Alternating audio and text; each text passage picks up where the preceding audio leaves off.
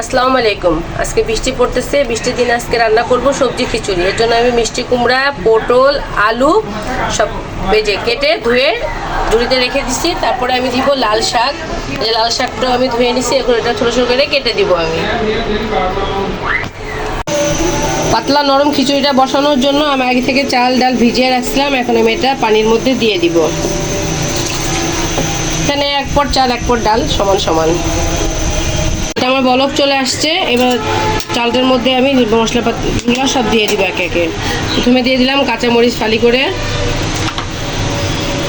তারপর দিয়ে দিলাম সামান্য একটু আদা রসুনের পেস্ট,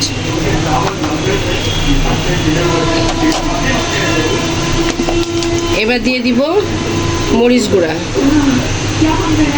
এটা যে যেমন ঝাল খায়, যার যেমন পছন্দ তার জন্য, কেউ কম খায় কেউ বেশি খায়, আমরা একটু ঝাল প্রিয় সবাই। এবার দিয়ে দিব হলুদ গুঁড়া,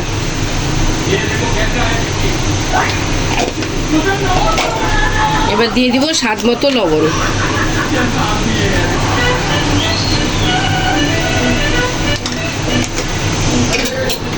চালটা একটু গলে আসলে আমি তারপরে সবজিগুলো একে একে সবগুলা দিয়ে দিব। আমি দিয়ে দিলাম পটল, মিষ্টি কুমড়া, আলু। এটা আমি আগে থেকে কেটে ধুয়ে রেখে দিয়েছিলাম।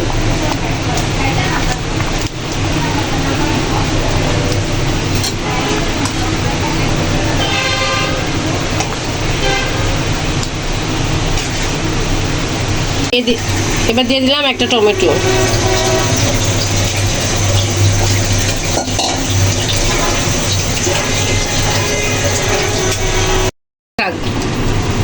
পাতিলটা আমার ছোট হয়ে গেছিল, তাই আমি চেঞ্জ করে নিছি। বাটারটা তেলটা গরম হয়ে গেছে। এবার আমি দুইটা আস্ত শুকনো মরিচ ছিঁড়ে দিয়ে দিলাম। এবার দিয়ে দিলাম তেজপাতা,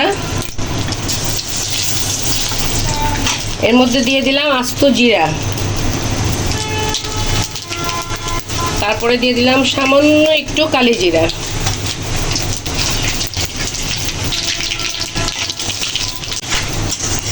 এর ভিতরে দিয়ে দিলাম পেঁয়াজ আর রসুন কাটা।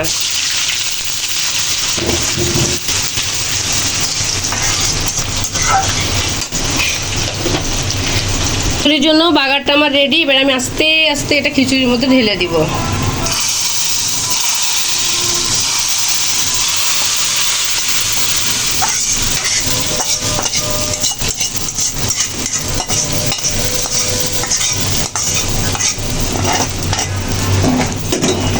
তার মধ্যে একটু সামান্য গরম মশলার গুঁড়ি দিয়ে দিব।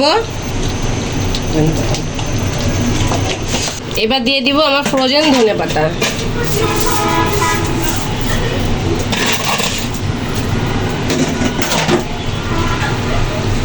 বাস, আমার সবজি খিচুড়ি রেডি।